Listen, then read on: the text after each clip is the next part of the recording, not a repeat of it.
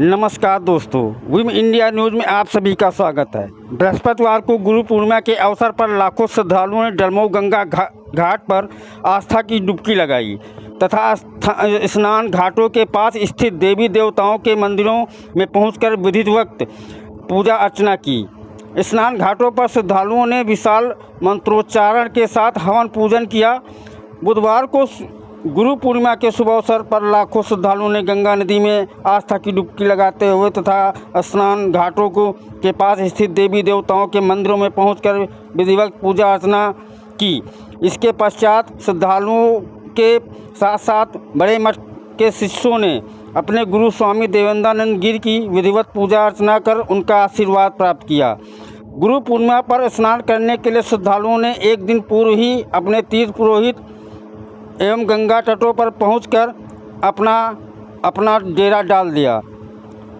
सबसे अधिक श्रद्धालुओं की भीड़ बड़े मठ और छोटे मठ पर रही। श्रद्धालुओं ने गंगा घाटों पर रात में ढोल मंजीरों की धुन में भक्त गीतों के साथ जागरण किया।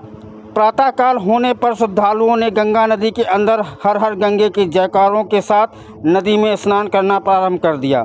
सुबह 5 बजे से ही लेकर 10 बजे तक स्नान घाटों पर श्रद्धालुओं की ज़बरदस्त भीड़ रही, जो धीरे धीरे कम होती गई। वैसे तो गुरु पूर्णिमा का एक अलग महत्व है। डलमऊ गंगा घाट पर भक्त अपने प्रिय गुरुओं से दीक्षा लेने के लिए वर्षों इंतज़ार करते हैं। समय आने पर गुरु से दीक्षा लेते हैं और उनके बताए हुए पथ पर चलने के लिए वादे होते हैं। इसी तरह का दृश्य बड़े मठ में देखने को मिला, जहां पर हजारों की संख्या में श्रद्धालुओं ने अपने गुरु की विधिवत पूजा अर्चना की। गुरु पूर्णिमा पर गुरु के दर्शन करने के लिए श्रद्धालु विभिन्न जनपदों के साथ साथ आसपास के क्षेत्रों से आए हुए थे।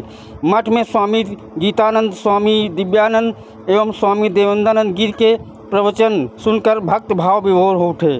प्रत्येक वर्ष की तरह इस वर्ष भी बड़े मठ में 2 दिनों से विशाल भंडारे का आयोजन किया गया, जिसमें लाखों श्रद्धालुओं ने प्रसाद चखा। देखिए विम इंडिया न्यूज़ की ये रिपोर्ट।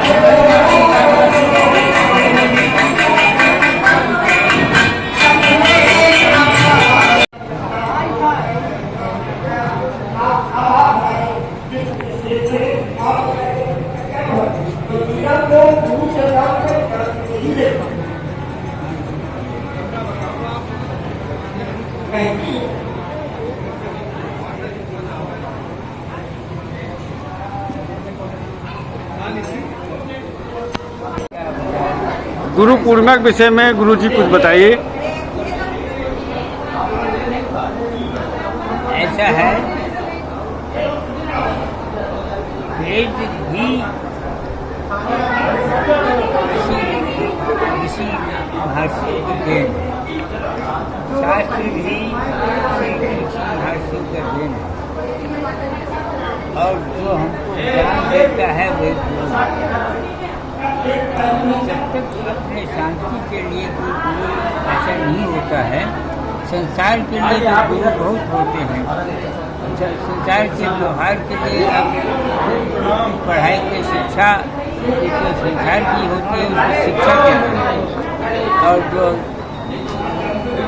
अध्यात्म की शिक्षा, परमार्थ की शिक्षा उसको दीक्षा कहते हैं। तो इसलिए ऋषि महर्षियों की देन है।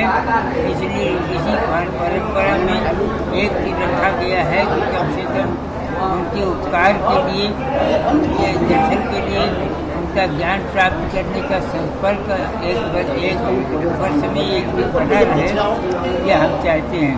इसलिए हर जगह पर जहाँ जहाँ भी आश्रम है, जहाँ जहाँ ऋषि परंपरा है, वहाँ पर ऋषियों के द्वारा ज्ञान दिया जाता है। वहाँ गुरु पूर्णिमा मनाई जाती है। यह आषाढ़ की पूर्णिमा ऐसी है जहाँ पर ये सैनी एकादशी से लेकर के और देव उत्थानी एकादशी पर्यंत चतुर्मास कहे जाते हैं। उसमें श्रवण का काम होता है, उसे सुना जाता है, अध्यात्म का ज्ञान प्राप्त किया जाता है। इसलिए गुरु पूर्णिमा का प्रारंभ यहाँ पर है और कार्तिक पूर्णिमा का समाप्ति होती है। तो इसलिए यहाँ पर हम लोग गुरु पूर्णिमा इसीलिए मनाते हैं, अपने गुरु के उपकार की भावना को संयत रखने के लिए, फिर शुद्ध भावना जागृत करने के लिए, संपर्क बनाने के लिए हम गुरु पूर्णिमा मनाते हैं।